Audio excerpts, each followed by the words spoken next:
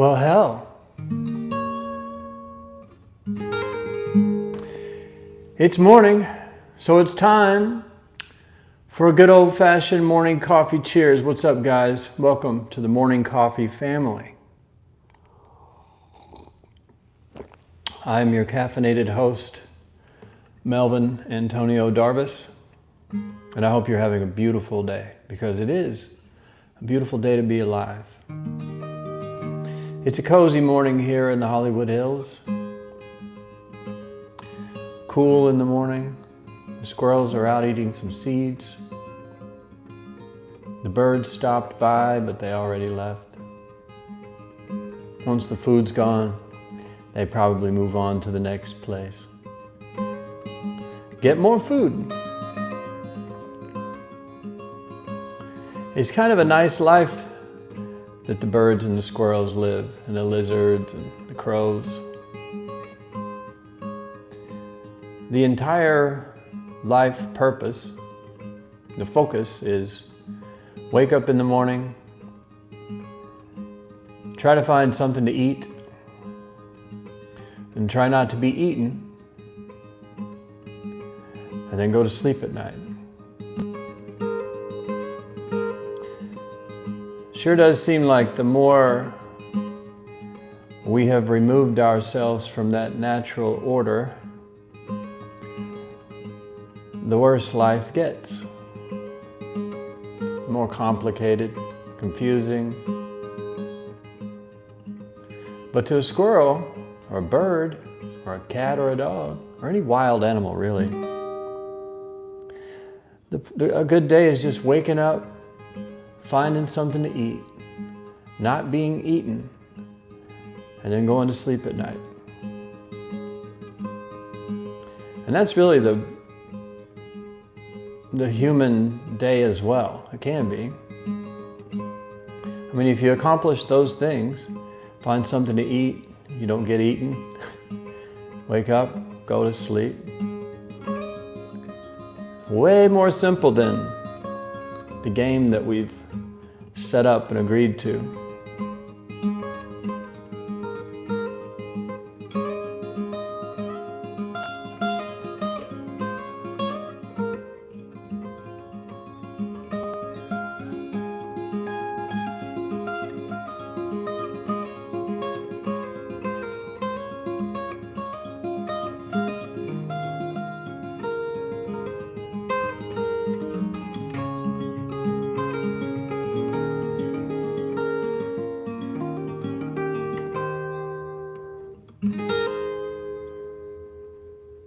But hey, one of the great things about being an adult is you can do whatever you want. You get to do whatever you want. You can't break any laws or you go to jail. But you sure as hell can bend the rules and do whatever you want. There are no real rules. There are laws that we made up. And if you break those laws, you go to jail, but rules are meant to be broken. Think about everybody, like Mark Zuckerberg just popped in my head. Why? Because he allegedly stole the idea for Facebook from some other guys, the Winklevoss twins. And now he's one of the richest men on earth in the history of the world. He didn't break any laws, but he broke all the rules.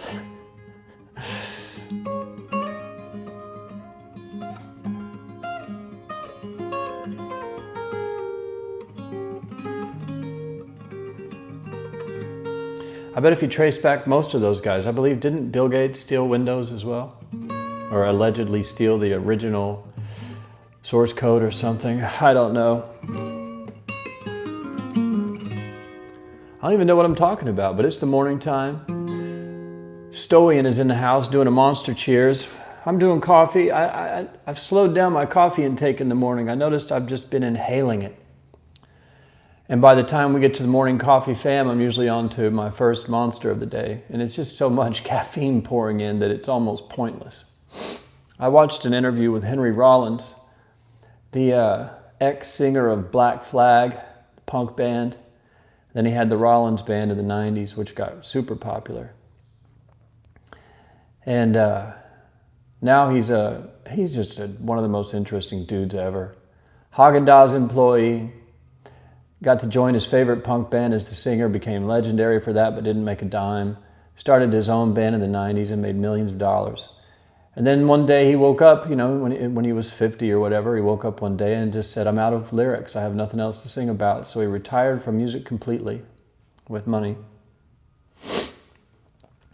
And he started traveling the world with a camera. And now he writes books and does spoken word tours, just talking about his life and the adventures and things that he sees. And he said he literally just finds places on a map that look dangerous. Like he'll go to Iraq, and he won't go to like a hotel or a nice area. He'll find like, where's the worst area you can go in this place. And he'll go by himself with a backpack, a bottle of water, and he'll just start trying to meet people and get the real scoop on what's going on. And the funny thing people say is like, aren't you worried about going to those crazy countries? And you know, there's all kinds of problems there. And he says, you know, the only place I've ever had a problem was in America. He said, the only place I've ever been, someone's ever tried to kill me was in America.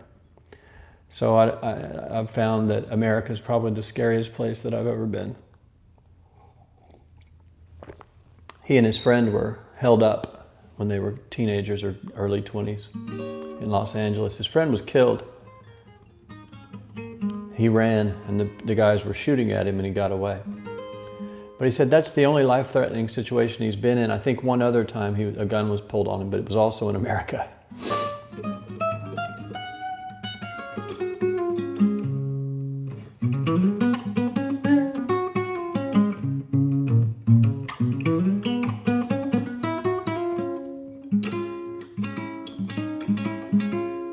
Yeah, man, it's a beautiful day to be alive. Good to have you guys here. If you're watching the video, click the like button real quick. We're going to try to get that up.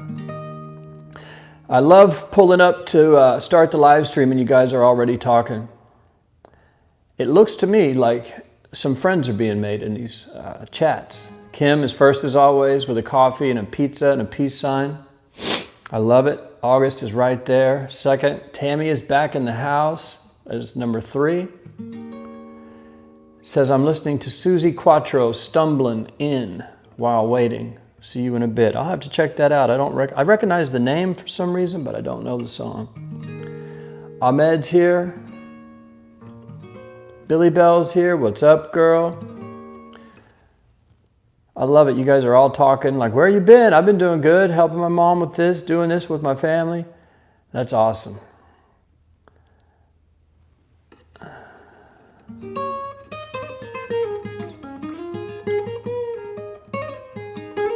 Sacred Beats is here. Cheers to the pizza priest.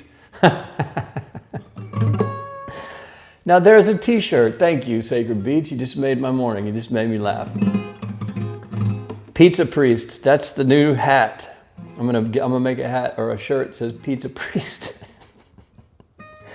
What are we talking about, man? Stoyan's here. Says hello, Malan. Monster cheers, everyone.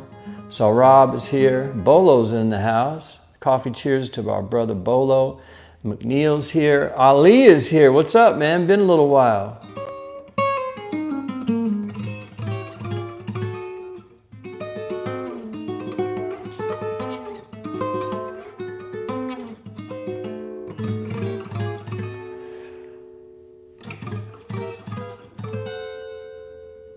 Yeah, man, it's a beautiful day to be alive. I'm having a slow morning, trying to take it easy. No big deal. Today, some days you just wake up and it's like a slow morning. You just go, okay, let me remember to be calm, cool, and collected this morning. Some days I wake up, you may do this too, you wake up and then you're just like sort of manic. I got to get everything done. What am I going to do about this? You don't catch it until maybe later in the day you go, oh my God, this whole day has been kind of a blur of worry and mind racing, and then you lay down and go, that was all unnecessary. But today is smooth, man. Tammy says, I got my It Will Be Okay shirt. Awesome.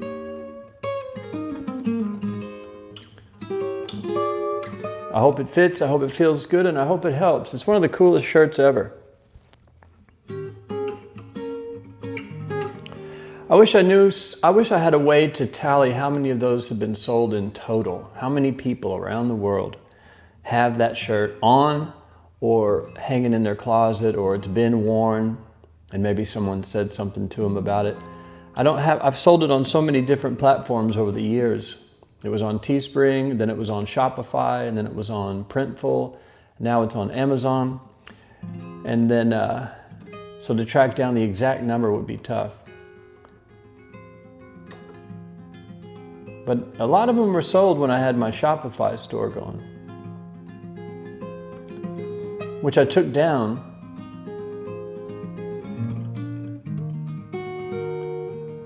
And then I just recently rebuilt the store onto my own website. It's malandarras.com/shop. And it was really an exercise in how to bring it all in-house. How can I do that? How can I get rid of Shopify? How can I get rid of Amazon? How can I get rid of Teespring? How can I get rid of everything and have everything on my own site and still not have to really deal with the shipping or the checkout process? And you find there are companies that will do all that for you.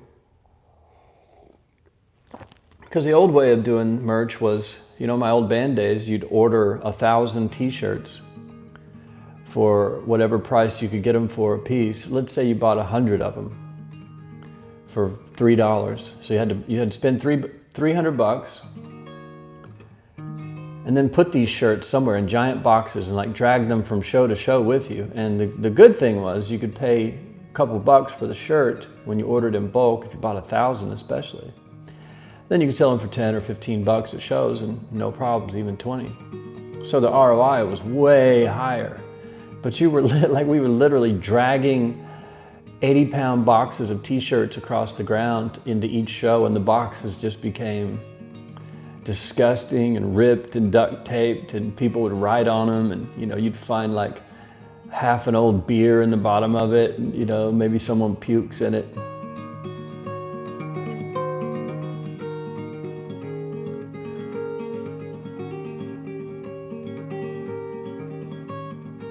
But the real t-shirt money's in doing it that way. Ordering them, shipping them somewhere, and then shipping them out one by one. Because you're not paying anyone to do any of it for you.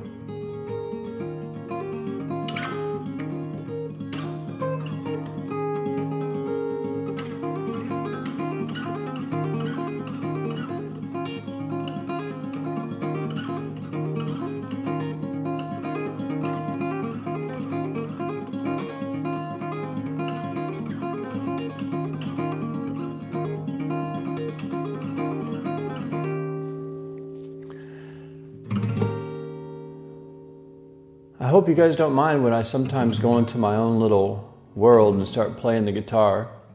As I've said before, this is about what it's like trying to talk to me.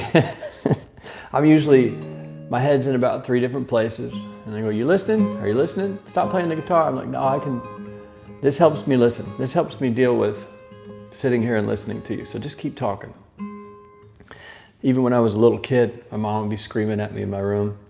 You got to clean up this pigsty. Your room is a mess. I can't believe you guys have to do this. And I'm sitting there going, yeah, okay. Very sorry. Playing Every Rose Has Its Thorn by Poison. In my head going, we both lie silent still in the dead of the night. Although you got to clean your room. It's such a big mess, and you've got to get your grades up in school. Was it something I said or something I did? Did my words not come out right? Your shoes are laying on the floor, and they're supposed to be in the closet. I don't know what I'm going to do with you kids. Well, I guess that's why they say every rose has its thorn. Your brother got arrested. We've got to go down to the jail and pick him up right. Your night has its thorn. You better go to school tomorrow or you're going to be grounded for the rest of your life. Sings a sad, sad song. Every rose as it's, you're grounded. Love you, Ma.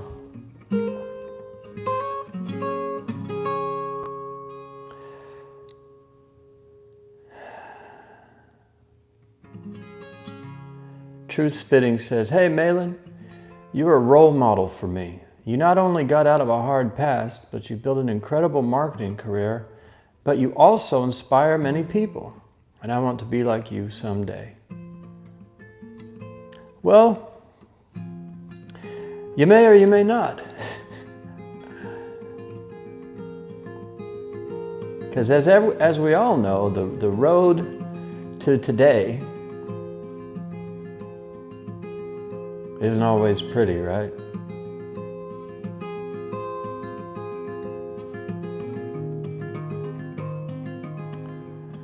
Like I remember waking up in the street,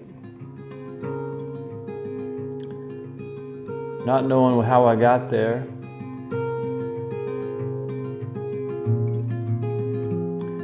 trying to get up and realizing that my left leg didn't work anymore. And it hurt real bad.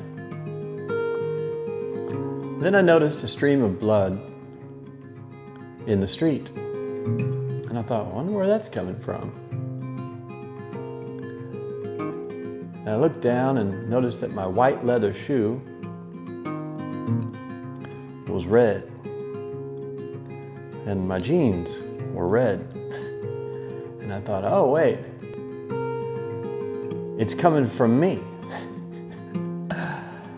And that's when I felt it for the first time. And my left leg had been shattered by a car. Compound fractures and bones sticking out of it. Sticking out of it. Holes poked through the skin.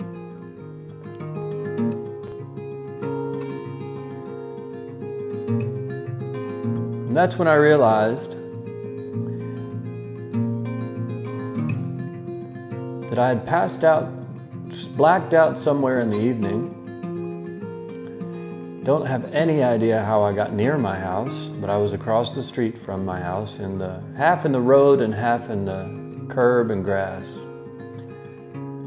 And I had been so drunk and passed out that a car had run over me. And I didn't even wake up.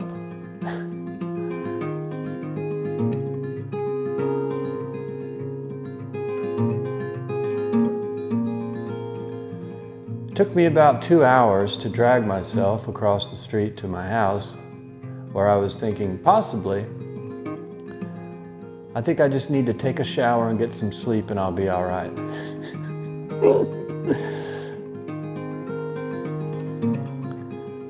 As I dragged myself across the road, bleeding, I had to pull myself backwards on my butt, scoot backwards.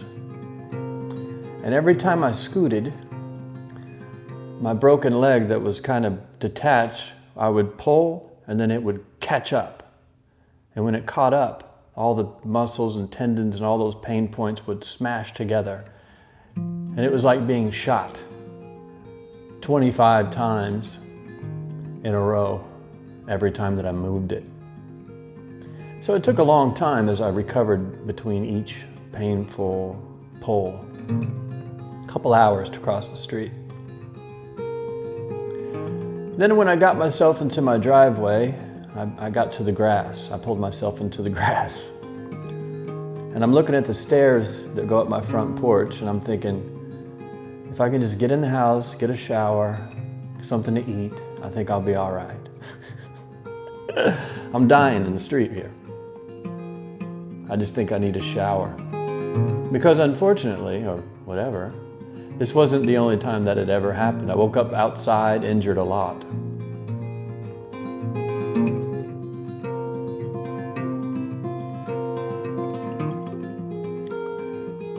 But this one was bad.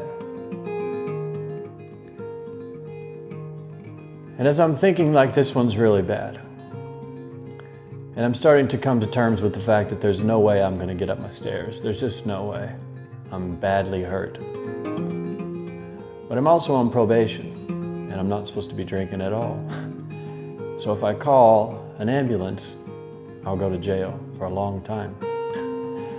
If I don't call an ambulance, I'm probably going to bleed out right there on the street.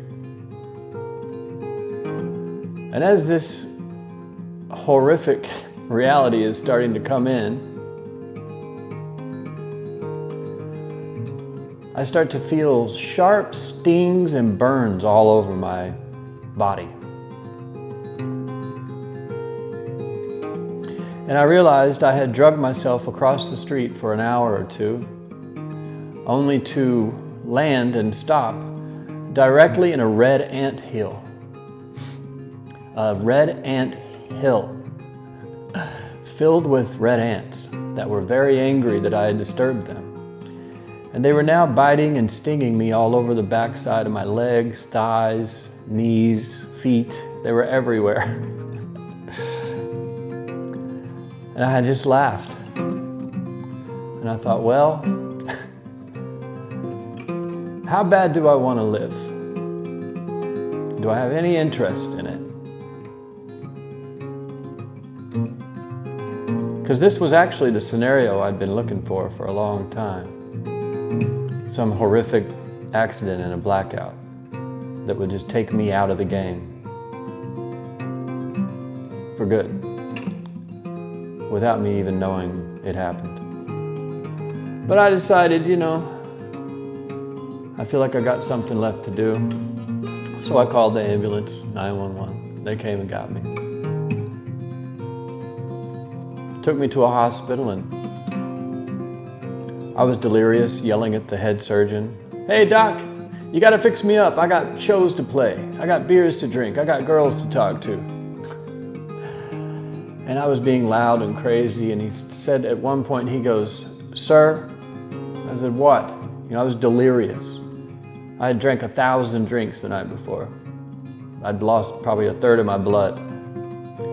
He said, "Sir, you need to calm down." I said, "I don't need to do anything, doc. You need to fix this so I can get out of here and go get drunk. I got beers to drink, doc." He said, "Sir, there is a very good chance that I am about to amputate your left leg from the knee down."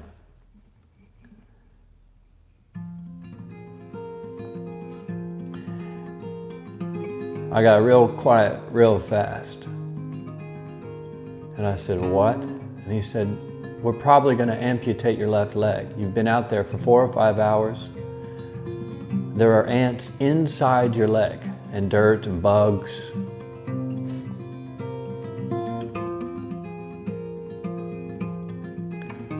And that's when the morphine hit. And as I blacked out, I remember thinking, I'm going to lose my leg?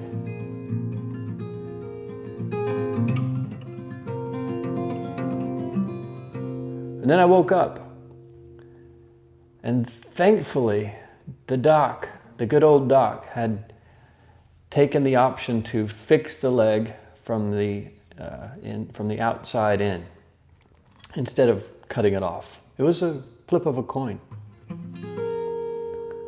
I woke up, my leg in a sling, and I was so high on morphine that at one point I remember thinking, this is the greatest thing that's ever happened to me. This is the best thing that could have ever happened. I thought I was on the verge of a major breakthrough. I just needed to get up and out of that hospital room. So when you see someone who seems to be doing well or doing something you want to do, be careful what you wish for. Because the road there might not be what you think it was.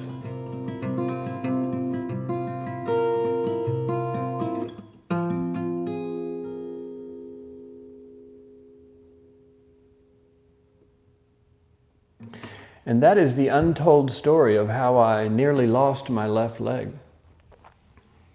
That would have been about 15 years ago. And to this day, it still bothers me. It's a good reminder that I am immortal. I'm not immortal. I'm mortal. Sometimes you need to learn that. Actually, I might be immortal, because that's one story out of 1,000. Going all the way back to about 13 years old. When I was 13, the Ada Police Department picked me up. I was naked, wearing nothing but a t-shirt and nothing else. Nothing else. No shoes, socks, underwear, nothing. My shirt was covered in blood, and I had crashed a bicycle into someone's front yard, and they called the police and said, there's a dead kid in our yard. Looks like he got hit by a car. I was probably 13. Went to the youth shelter. 13. My poor mom, she's like, what am I gonna do with these guys? And I was one of 5. My older brother was crazier than I was, and my younger brother was the same as me.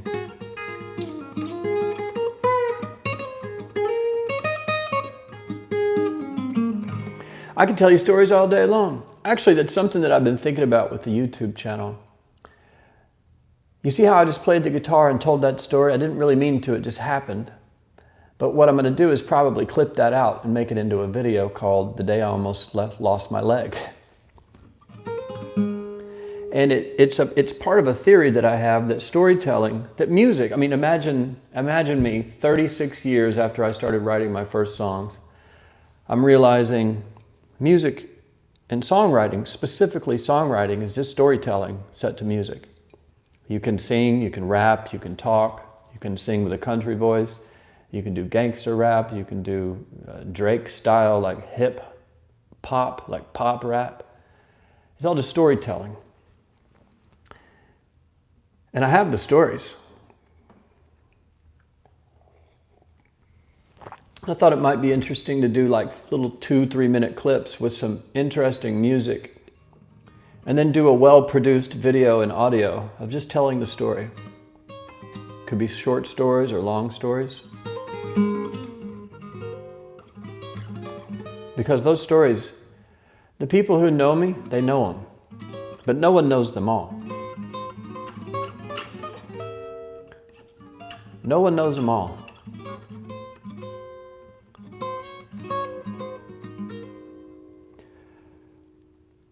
So I might do that on the YouTube channel. At some point, I may reduce the number of live streams and test doing some videos like that with a title like The Day I Almost Lost My Leg, which will obviously generate a lot of views, a lot more than the couple hundred views that the live streams are getting.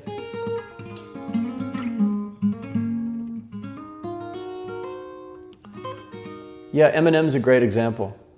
Most of his songs are just based on himself, and that's the trick. Like so many artists, myself included, especially when I was younger, we were trying to pretend to be someone else. Like, okay, I know Eminem's big, let me do something like that. That's not what you do. Eminem's spot is taken. You can't be a better Eminem than Eminem. Same with 50 Cent. When he came out, his stories were ridiculous, and they were all true. And no one can beat him at being 50 Cent.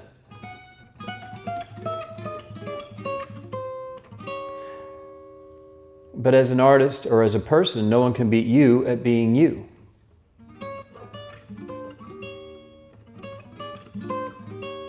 There's no one that can tell your stories better. There's no one that's lived your life. It's an individual, while we all kind of live the same path, like everybody thinks that the things they go through is very unique. Like I had a hard childhood is a very common one. Turns out everyone had a hard childhood. Rich people, poor people, black people, white people, everybody had a messed up childhood. But it's messed up in different ways, you know. Some people are just short on cash, like our family was. Some kids get locked in cages in the basement and abused for a decade, their first decade of life.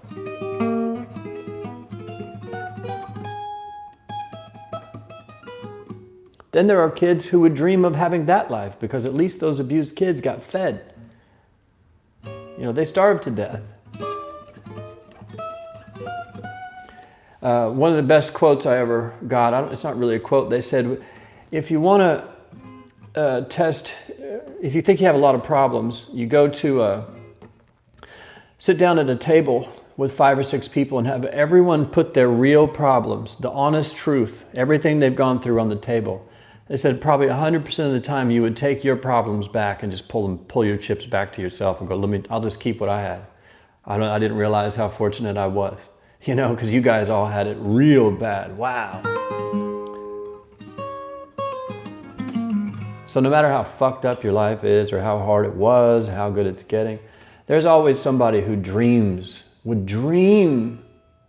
They would literally cross an ocean in an inner tube to get to a place to where they could have your problems.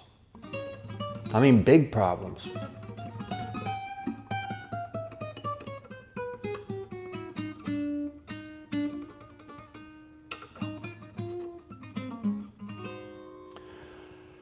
You know, so feel good, man. It's a beautiful effing day to be alive. It's Wednesday, March 31st. It's the end of the month. April's coming up. How are we already a quarter of the way through 2021? Don't ask me.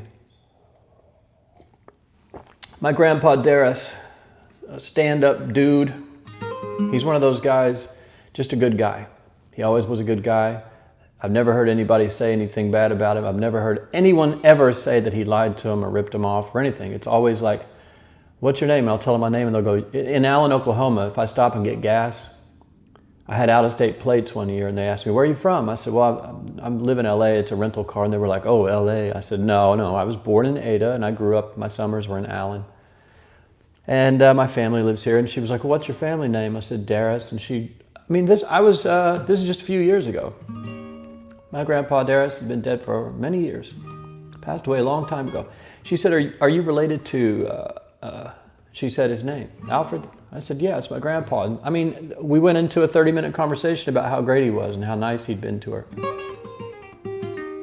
But he told me one year when I was in Allen for the summer, each of the kids that were old enough, we went for a week. My older brother would go for a week. Then they'd bring him home, pick me up, and I'd be there for a week. Then they'd bring me home and take Ben, my younger brother, and he'd do a week. We'd go hang out with our cousins. I had 2 cousins in Allen, Jennifer and Colby.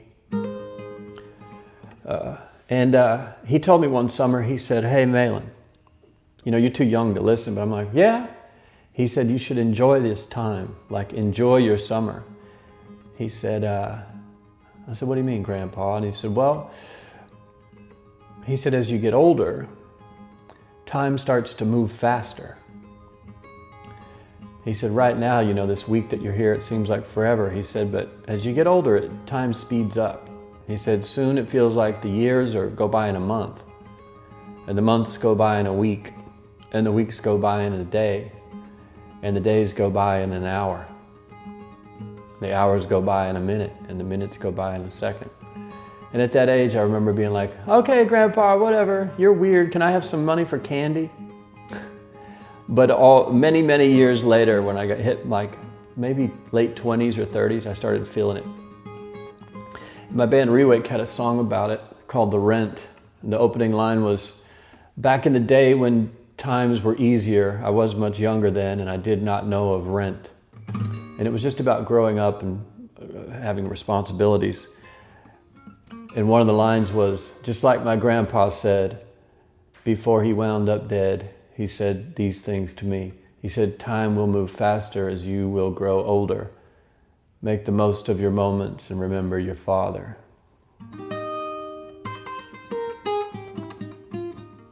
And that was the song. A great song called The Rent, which was now very old.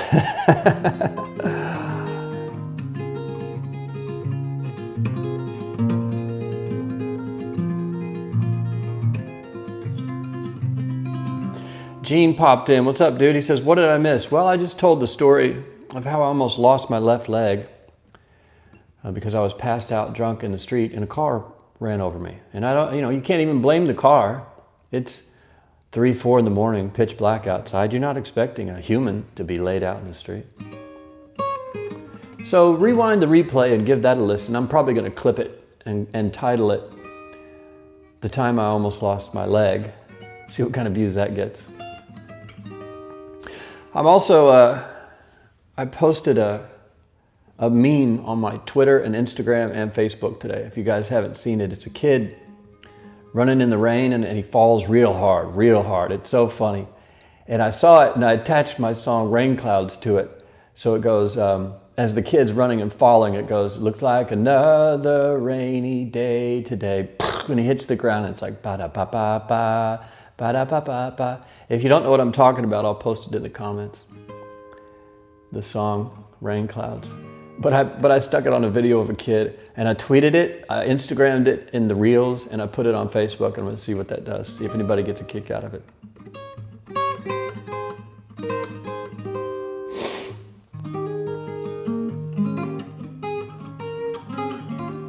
And let's see, we're 36 minutes in, and oh my God, I've been telling stories about getting run over by cars. See, you never know what you're going to get when you tune into the Morning Coffee family.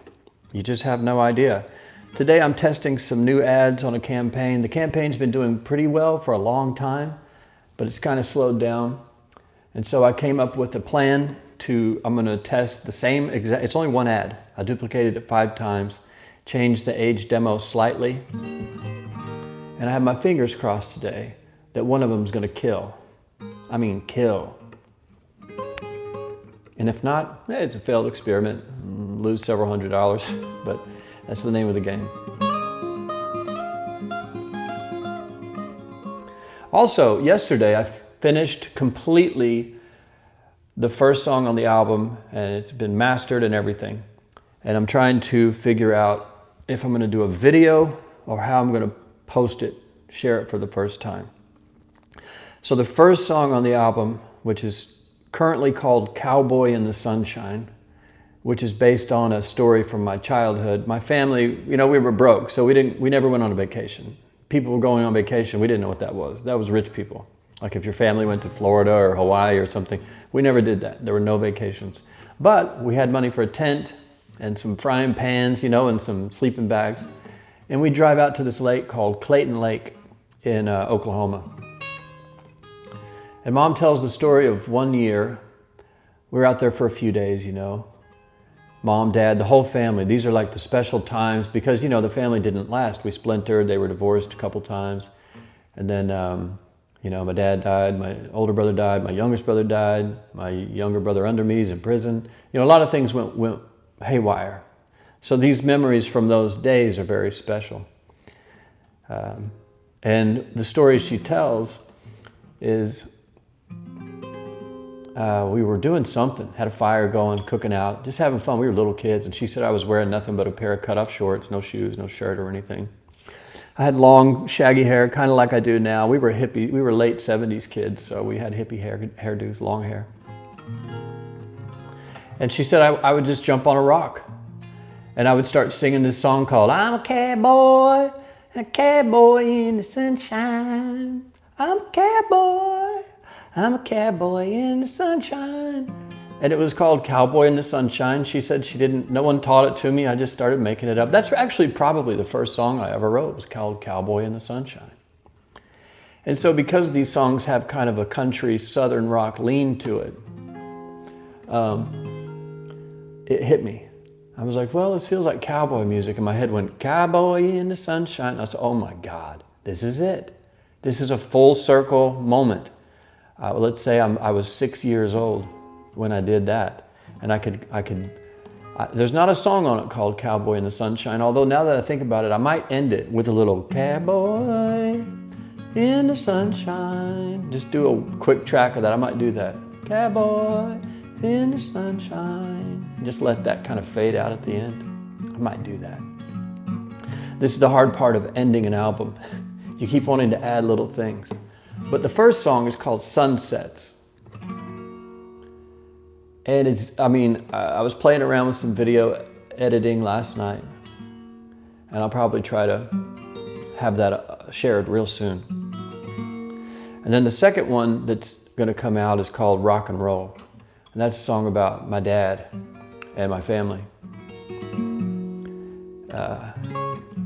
Like we were talking about, telling stories. Like it's taken all these years for me to feel comfortable and really to realize it, like, oh, I should probably tell those stories from my life and my music. Instead of like trying to make up stuff like, we're going to take over the government. I mean, I've been in bands where I was singing about conspiracy theories and overthrowing the government. I didn't know what I was talking about. It just sounded cool. And then the other rock bands I was in, all the lyrics were about depression and suicide and darkness and all this stuff. And I was keeping buried the treasure. I was burying the treasure more and more all the time. The treasure is your pain, your real story, your real honest self, your true self with no shame. And one of the funny things about current music promotion, like marketing, is it's almost like the things that a record label would have told you to hide in the previous, before internet promotions. Like if you were gay, they didn't want anyone to know. If you had been abused as a kid, they would try to hide that desperately. If you suffered from mental illness, they tried to hide that desperately and present this caricature of like, you know, a superstar, Elvis, he's out there looking slick or whatever. Or pick any band from the 60s, 50s, 60s, 70s, 80s, and 90s. Up until the internet, you had to hide all that stuff. But now, I swear to God, mental illness has become a marketing tool for pop artists. And you'll notice, I watch these things. When an artist has a new album come out, part of their marketing will be that they will come out as something. They'll come out as gay, or they'll come out as bi, they'll come out as trans, they'll come out as depressed, they'll come out as having anxiety, they'll come out as being abused, like an abuse victim, and that story creates headlines, and then the album comes out and it sells better. So the things that we were told to hide are now, not only are they accepted, but the mainstream music world is like, I can imagine a pop artist, they're about to release an album, they go, okay, we need to know, what kind of pain have you been through? Oh, no, I've lived a pretty good life. Now something had to happen. Well, I did lose a tooth one time and it hurt real bad. They're like, okay, we got to go with that. Childhood pain. Now what happened? Your tooth was bleeding? We need to tell this whole story. They have to find some sort of pain or setback you went through, and that's the marketing. It just shows how much things have changed. You know, Marilyn Monroe just came to mind. From what I've heard behind the scenes, Marilyn Monroe was going through some real heavy mental illness, depression type stuff. I don't know for sure, I'm not an expert. But it was all hidden. Now it would be used as a marketing tool because you get celebrated for having gone through any sort of hard times. And I'm not saying it's good or bad. I think it's just interesting. It just shows how times have changed. Probably for the better. I mean, hiding your problems doesn't work. And a lot of those artists who died young, you know, maybe if they had been able to share their story, they wouldn't have done the drug that killed them. They wouldn't have drank the thing that made them throw up while they were on their back and choked to death. Jimi Hendrix. I don't know. I'm just a poor white kid from Ada, Oklahoma, doing the best I can.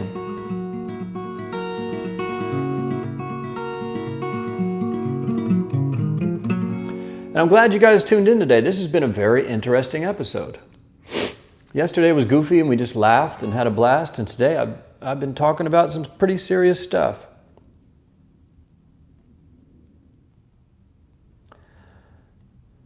August says, when you see someone else's struggles, you'll be thankful for yours, and that's true. Tammy says, I can't wait to see the video. Tammy says, my dowsing rods say your campaign is going to get good results. Thank you. I'll take whatever help I can get. And I did look up dowsing rods. You'd mentioned it a few times. I've never done it and don't know anybody I actually do know a couple people that mess with that do that. They're, you know, I have a lot of friends who are self-identified as witches, magical beings of some kind. They do, you know, the readings, and they can tell the future, and they're serious. They're not kidding around, and they might, it might be real. I don't know. I've seen them do some pretty wild things. Tammy says, your family has been through bad times. My gosh. Oh, yeah, you have no clue. Billy Bell can tell you. It's been a long, wild ride. And one of the shames is that so many of us died young. And I even consider my dad dying young now. He died at 41. I'm older than he was. So I think of him now as like my little brother. And I understand him completely. Whereas I used to be mad and angry and, you know, blame him for everything and blame everybody for everything. Now I look at him like, oh man, he was just a kid. Having a rough time. Had his own hell that he went through as a kid. And we were just, you know, part of that. we got to be part of that. You know, it's interesting. That's why I wish everyone at least a long life. You know, it seems like up to 60, things are pretty good. The longer you live, the more you understand your parents, the more you understand your grandparents. And it's good. It's good to live long. Math Adams is in the house, says, what's up, Malan? Coffee, cheers. And he said, a perfect example of this is Demi Lovato. I don't keep up with Demi Lovato, so I couldn't tell you. I just mean in general, it's part of the album promotion now. And they'll find anything to come out with. They'll tell the story of how their parents were divorced, and it'll make headlines. Or one time I tried to cross the street and I got real scared. You know, whatever they can find, they'll use it. It's hilarious. When you start to see it, you can't unsee it. And again, I don't think it's a bad thing or a good thing. I just think it's interesting. Tammy says, I am not a witch. I do it for fun and for good things. No, I wasn't calling you a witch. I was saying I have friends who are self-identifying witches, which was my segue into just saying I have a few friends who do things like dowsing rods. Like it's not outlandish. When I read it, I didn't understand the term when you posted it, but when I Googled it, I went, oh, I've seen that before. I'm a big believer in everything. I used to believe in nothing. Atheism, hate everything, there is no God, there's no point, there's no this, there's no love, we're all just animals running around, we should all just be killing each other and stealing each other's food, you know, or whatever. And then at some point, I decided, how boring is it to be an atheist? I mean, to be an atheist is the most boring mind state to be in, because you believe in nothing. I prefer these days to believe in everything. Why not? So when I use a word like God, I'm talking about the universe, aliens, Buddha, Allah, Jesus, God, Santa Claus, the Easter Bunny, whoever, pick one. What's the Mormon guy's name? Zelzebub, Beelzebub, something? Ron L. Hubbard? Hell, I'm down with whatever. What is it? Elohim? Elohim is another one? I can't remember. Can't keep up, but I believe in all of them. And when I ask for help, I ask them all for help. Why not?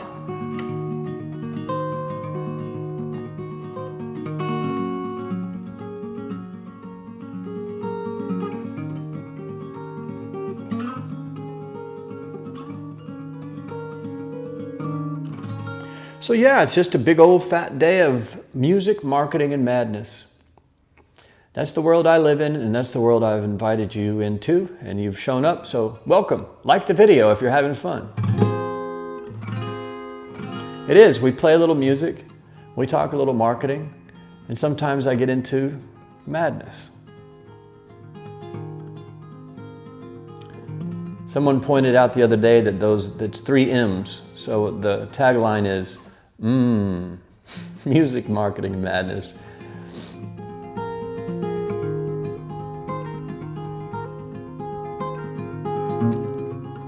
Those are literally the only things I'm interested in life. And marketing, I would file under technology and everything. It was always just music and madness. Then at some point, the marketing thing appeared. I don't know if you guys have ever heard that story, but I was on a how to make it in the music business email list. Taught you how to make a press pack and phone numbers for managers and record labels and stuff. How to take a promo picture. And one day they sent an email that said, it wasn't about making it in the music business. It said, if you're broke and want to make some extra money online, check out this free course. And I was thinking, what the hell is this? Sounds interesting to me though. I'd love to make some money. So I clicked the link, signed up for the free course, and it was a 30-day challenge, is what it was called, the 30-day challenge. And in that process, I learned to make my first $27 on SEO. It took 6 months, but it worked. I made some money. Couldn't believe it. And then that's when I started going down that rabbit hole. Ed Dale is who it was. And my trick was, it was a free course, but he had all kinds of ways to make money. Like you were supposed to sign up for hosting. You were supposed to sign up for tools and services, and he would make a commission on all those. So what I did, and he would upsell you to like premium coaching or whatever. I didn't pay for any of it. I just took the free stuff and left the rest. And it worked. I mean, I have him to thank for most of my whole marketing career, really. I mean, I had the initial interest, but his course taught me how to make my first couple bucks. And by making those SEO sites, that's how an affiliate manager found me and contacted me anonymously when I first moved to LA. And that's when I got into paid traffic. So the whole thing I owed a couple people, and Ed Dale's one of them. I check in on him every once in a while, see what he's up to. And it sounds like he's been up to no good. I've heard some crazy stories.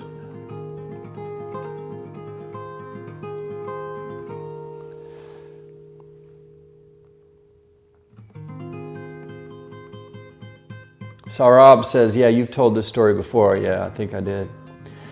Diligentius says, thoughts on ads as a consumer. I don't know what that means. I used ad blockers. I hate ads as a consumer.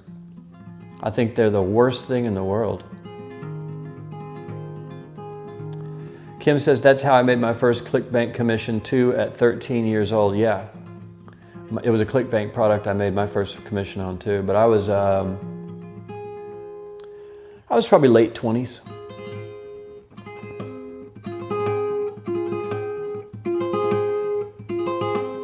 Sacred Beat, that's an interesting question.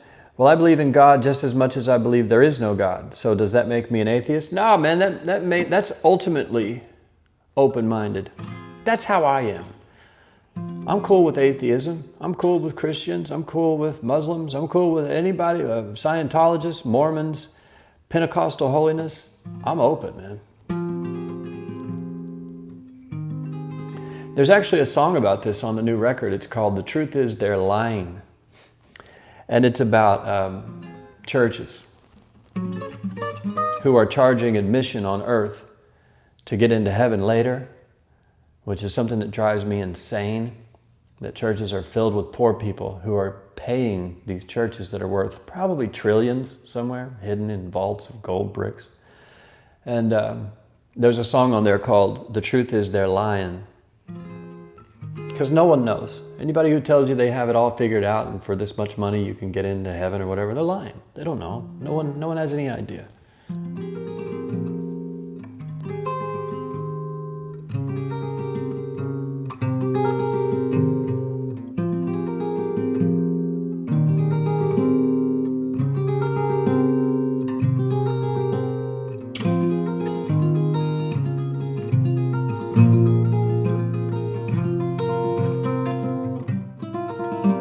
Nobody knows, man. That's the fun part of the game. Diligentius says, I feel like a chicken being force-fed ads. Yeah, the internet ads are terrible. What's really fun, though, it's about time to wrap up, but let me tell you about this. I've been watching old Johnny Carson shows. Like, there's just nothing to watch. I don't feel like there's any talk show worth the time these days. I'm that guy now. Back in my day, Johnny Carson. So I've started watching like old episodes of the Beverly Hillbillies, Laverne and Shirley. I've watched Good Times and the Jeffersons my whole life off and on. Good Times is my favorite show of all time. I used to watch it every day in high school. I think they were reruns. But one of the things I've been doing is in the evenings, instead of watching, Jimmy Kimmel or any of this, I watched old Johnny Carson from the 70s, and they leave the commercials in. Holy hell. You have to, if you're interested in advertising at all, go back, just get on YouTube and search for Johnny Carson full episodes. Watch a couple of them, and if you don't want to watch them, just fast forward to the commercial breaks. Ed McMahon, first of all, Ed McMahon is like shilling for everyone. They go to commercial break, and it's Ed McMahon with a pitcher of Lipton tea, and he's like, me and my family drink Lipton tea because it's good. And he pours a glass, he goes, ah. Lipton tea. And you're like, what is this? But then the other commercials, it's like it's from another civilization when you see them. These TV commercials from 1975, 78, 74. Most of them are terrifying. They're scary because the quality is real grainy and weird and the audio's just kind of distorted and strange. And the way they used to talk to us through ads back then was very, very different. Everything is just loaded with sex. You know, and there's the products that are like, it's perfect for the wife who wants to keep her man happy by cooking Stouffer's pot pies every night for dinner. Keep your man from punching you in the face with Stouffer's pot pies. You know, she's like, he hasn't hit me in a week. You know, it's just a totally different time period. And of course, I'm joking. That's not a real commercial. And no, I don't think abuse is funny. I grew up in a house where that was going on all the time. So I'm qualified. I get to say it. I'm from that tribe.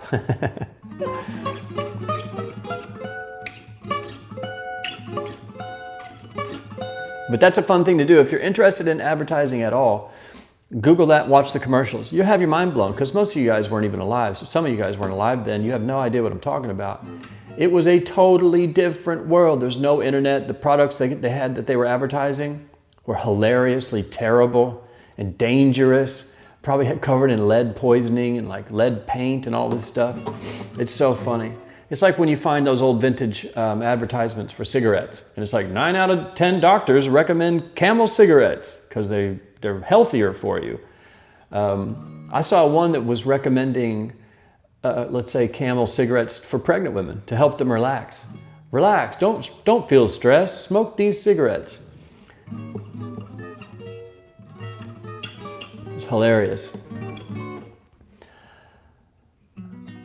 I'm 54, so I remember. Yeah, if you're over the age of about 40, if you're 40 and up, you'll know what I'm talking about.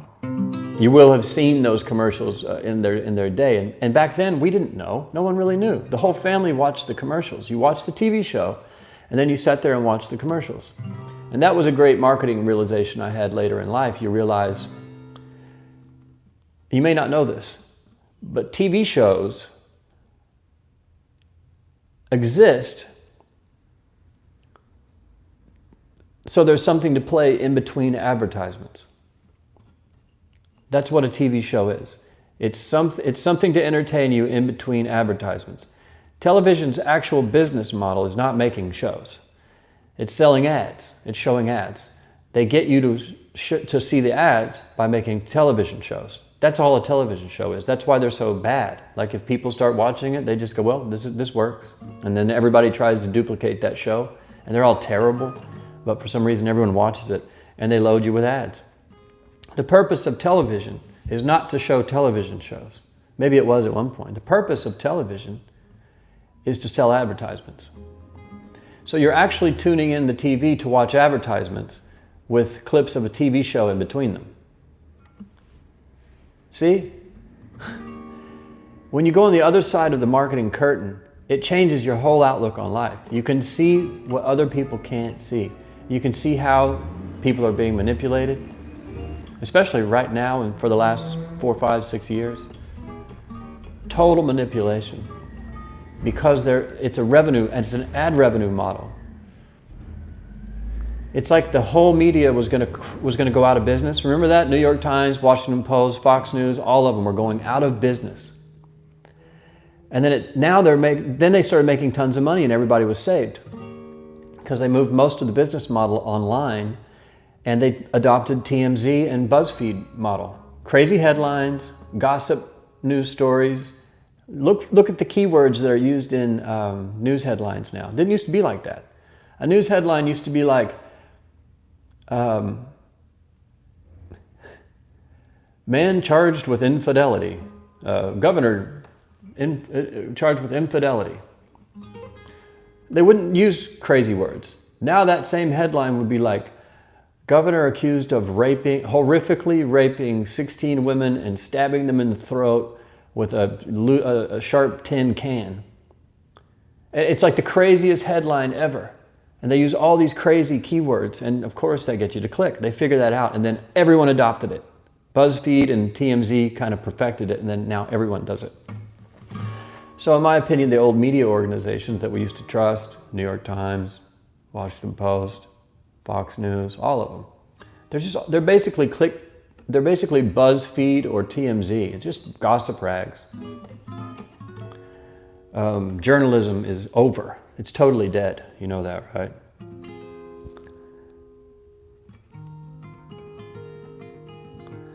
Mamma mia, that's a good meatball. Yeah, I remember that one. What about, hey Dad, when you gonna eat that pickle? Remember that one, Vlasic Pickles? Kim says, the shows are there to keep your attention glued to the TV. The game was always, and it always will be, controlling people's attention. Yeah, for sure. Attention marketing, I mean, that's what we all do. Frank Sinatra was arrested for sleeping with a married woman back in the day. Yeah. Old Frank. Young entrepreneur, what's up? He says they split test titles. They are using our weapons against us. Yeah, if you notice, major media organizations now use affiliate marketing headlines from like 5 years ago. It takes them a while, but they adopt them. They've all adopted stuff like one weird trick, one little tip. That came straight from affiliate marketing. What's the other one? Such and such happened, here's why. That's an old BuzzFeed clickbait headline. Or, man sat down at a computer, you won't believe what happened next. That was all, look at the major media sites and you'll see them all using old affiliate marketing headlines. They've adopted the business model, man. That's why when people who aren't in the marketing game, they're just not savvy enough to know it, and you can't convince them. They're like, no, CNN is telling the truth, man, but Fox is lying. And then the other people are like, no, Fox is lying, but Fox is telling the truth, but CNN's full of shit. It's like, they're all full of shit. I know it. I know what they're doing. I can see things you can't see because I understand things you don't understand. Becoming a marketer is going down a rabbit hole. I remember in the very beginning, I would go out into the world and I would walk around in crowds of people and I would just see them all as customers. I was like, it totally changes the way you see other people. It's like, I bet all these people could be my customers. And it's like you're on the other side of the curtain.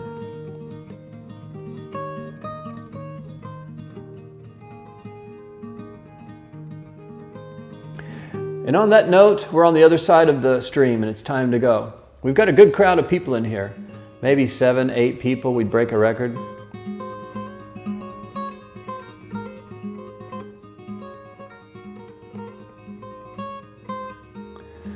Stefan's here, he's going to check it out later.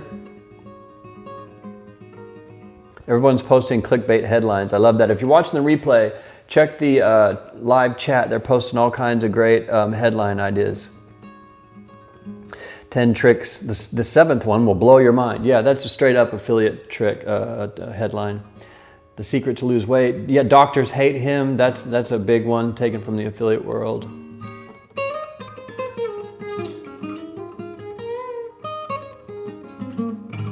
I'm telling you, once you see it, you can't unsee it. It's like the marketing personal pain stories. Once you see it, you can't unsee it. When a new artist comes out, if you see an article where a celebrity is admitting something or coming out in some way, pay real close attention to the timing. I'd say what, 65, 70% of the time there's an album coming out right behind it. Kanye West is the genius of them all. You ever notice that? Like his advertising cycle it's repeated so many times you can see it. He comes on Twitter and has a total mental breakdown. He goes on TV and says the total crazy stuff. Then he checks himself into like a mental hospital, and then the album comes out while he's in the mental hospital and it sells millions of copies and goes crazy. I like Kanye though. I'm not a fan of all of his music, but as a person, he's one of the most interesting people on earth. If you don't like Kanye, I would suggest you watch the 3 or 4 hour interview he did with Joe Rogan, where for the first time in history, he gets to kind of explain himself instead of just a 2-minute interview on, TMZ or something. He gets 3 or 4 hours to break down the way that he thinks. And once I saw that, I went, oh, okay, I get it. He's nuts, but he's a creative genius. Like, he's thinking, his head's just all over the place. The little clips they take and put as a headline make him sound crazy, but when you listen to the whole idea, it's like a kaleidoscope of thoughts that all come together to make a point. But it takes an hour. You have to just be quiet and let him talk. Mind-blowing guy. Out of his mind, and I love it. What's up, Ramon? He says, Big Pharma will lose thousands when this secret gets out, right? Ramon says, hey man, good to see you again. I'll join sooner next time. No problem, dude, we're here. Jason J, what's up? I don't know if we've met before, but good to see you. We've got quite a good crew here. At least Kanye is honest about how he feels. Like, yeah, I like him. I don't have a problem with him at all.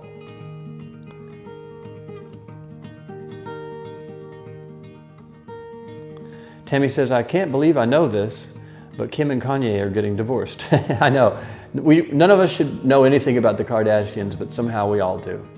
I mean, I've watched every episode of Keeping Up with the Kardashians up until like the last 2 seasons. Sometimes I'll get bored and I'll put one on and you just get sucked in, and next thing you know, it's a week later and you've watched season 1 through 5 straight like a machine gun. You just watched them all. You pull out of it and go, what am I doing?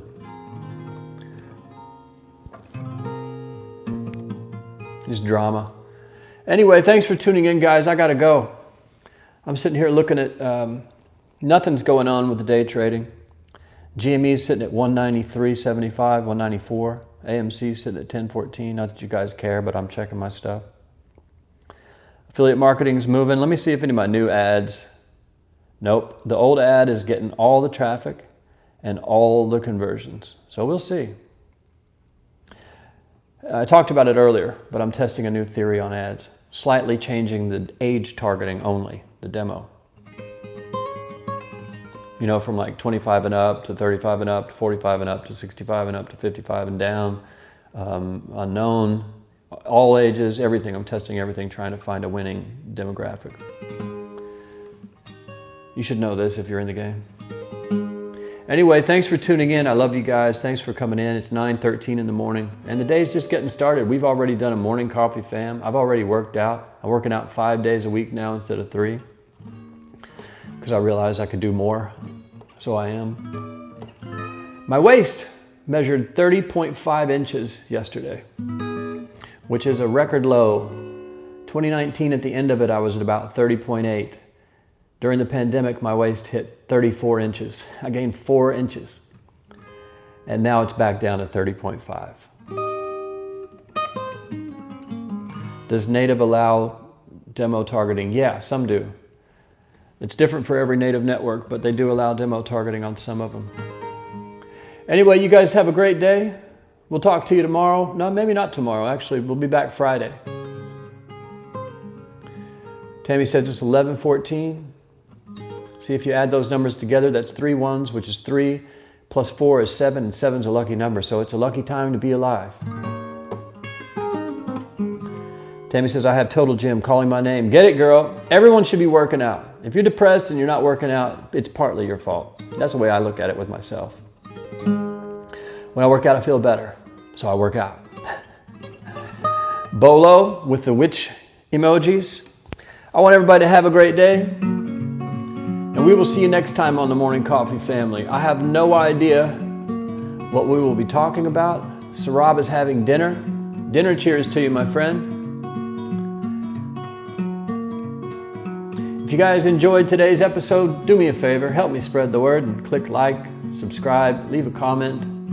If you feel real lucky, post the video on your Twitter, your Facebook feed, or your MySpace, or whatever you're on, your dating profile, I don't know. We'll spread this little morning coffee virus to as many people as possible. Have a great day, everybody. And as always, I will see you in the future.